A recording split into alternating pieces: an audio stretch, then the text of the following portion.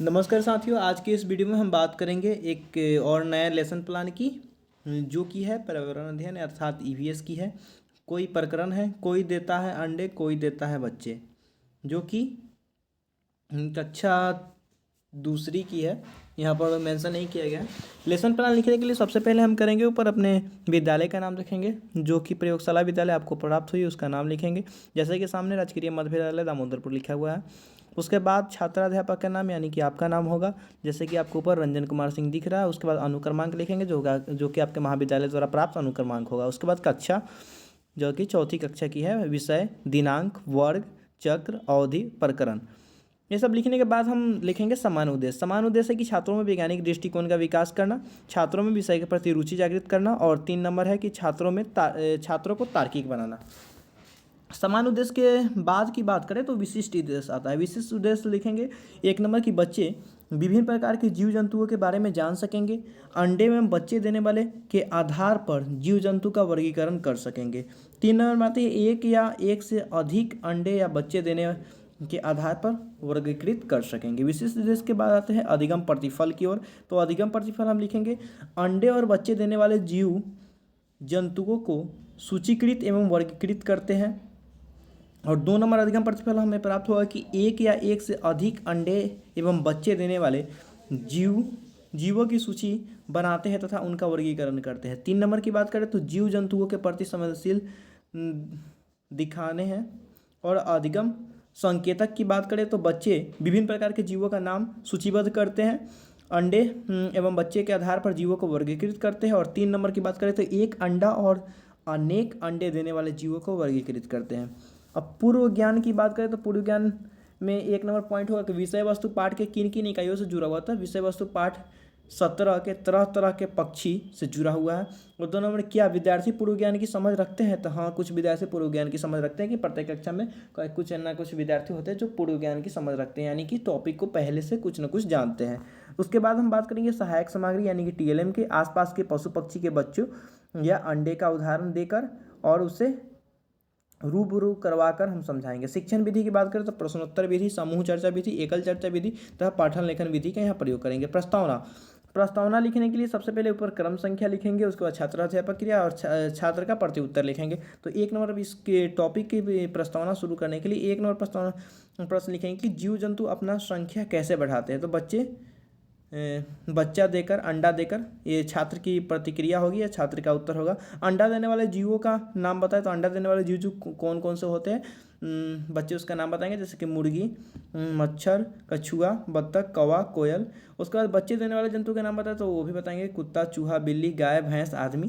तो ऐसे जीव का नाम बताइए जो पैदा लेते ही चलने लगते हैं। तो ये प्रश्न हो जाएगा मौन, यहाँ पर हो जाएंगे समस्यात्मक प्रश्न हो जाएंगे बच्चों के लिए। उसके बाद उद्देश्य कथन कि विद्यार्थी अंडा देने वाले और बच्चा देने वाले जीव जंतुओं के बारे में जानकारी प्राप्त कर सकेंगे। उद्देश्य कथनों का प्रस्तुतिकरण करेंगे, तो प्रस्तुतिकरण में क्रम संख्या लिखेंगे, छात्राध्यापक क्रिया लिखेंगे, छात्र अनुक्रिया लिखेंगे। तो 1 नंबर हो जाएगा अंडा देने वाले जीवों के नाम बताइए, तो छात्र इसका नाम बताएंगे, जैसे कि मुर्गी, बत्तख, चींटी, मकड़ी, ये सब जो है।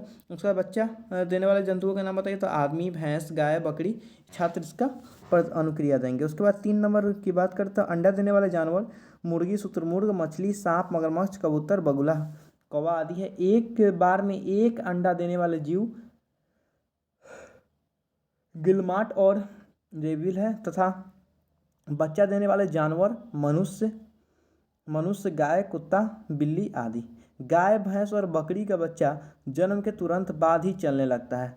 तो यहाँ इसका जवाब मिल जाएगा जीव जंतु का नाम और बच्चे के नाम, जैसे गाय के बच्चे को बछड़ा कहते हैं, कुत्ता के बच्चा को पिल्ला बोलते हैं, मुर्गी के बच्चा को चुज्जा बोलते हैं, शेर के बच्चा को शावक बोलते हैं। बोधात्मक प्रश्न की बात करें तो इसके बाद है बोधात्मक प्रश्न की बात करें प्रस्तुतिकरण के बाद जो आता है क्रम संख्या, छात्राध्यापक क्रिया, छात्र अनुक्रिया, इस तरह से लिखेंगे। तो एक बार में एक अंडा देने वाले जीव का नाम बताएं तो गिलमाट और रेजबिल।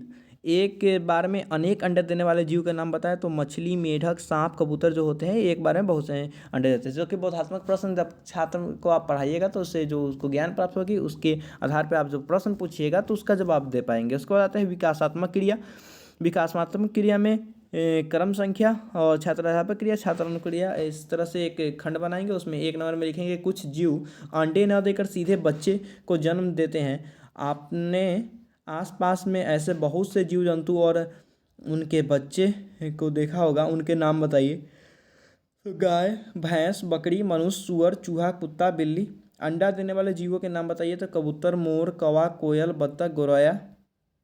श्याम पट्टकार, प्रत्येक लेसन पर योजना में एक श्याम पट्टकार होगा। श्याम पट्टकार के लिए एक ब्लैक कार्ड पेपर को हम उसको चिपकाएंगे व्हाइट पेज पे, उस पर लिखेंगे जैसे कि अंडा देने वाले जीव जंतु के नाम ऊपर लिखे गए, मुर्गी, मछली जो है, और कौवा, बत्तख, शुतुरमुर्ग। उसके बाद बच्चे देने वाले जो श्याम पट्ट पर कार्य लिखा गया है, श्याम पट्ट पे इसको अंकित करेंगे। श्याम पट्ट पे अंकित करने का तात्पर्य यह है कि एक ब्लैक कार्डबोर्ड को कट करके इस पर ग्लिटर से लिखकर और अपने लेसन प्लान में चिपकाएंगे, जिससे कि आपका लेसन प्लान काफ़ी आकर्षक एवं सुंदर दिखेगा। उसके बाद आती है पुनर्वर्ती प्रश्न की बात आती है। तो अंडे देने वाले जीव जंतुओं के नाम बताइए और बच्चे देने वाले जीव जंतु के नाम बताइए। मूल्यांकन प्रश्न की बात आती है। मूल्यांकन प्रश्न में एक बार में एक अंडे देने वाले जंतु का नाम बताइए, एक बार में अनेक अंडे देने वाले जंतु के नाम बताइए। मूल्यांकन प्रश्न में आप पूछ सकते हैं गृह कार्य में की बात करें तो वैसे जीव का नाम बताइए जो पैदा होते ही चलने लगते हैं। आप गृह कार्य दीजिएगा कि बच्चे इसको घर से करके आएंगे। बच्चा देने वाले जीव के नाम बताएं, तो जो छात्र होंगे घर से इसको पूरा करके आएंगे। उसके बाद आते हैं मेंटर अवलोकन। लेसन प्लान के समाप्त में मेंटर अवलोकन का आप इस तरह से खंड बना सकते हैं कि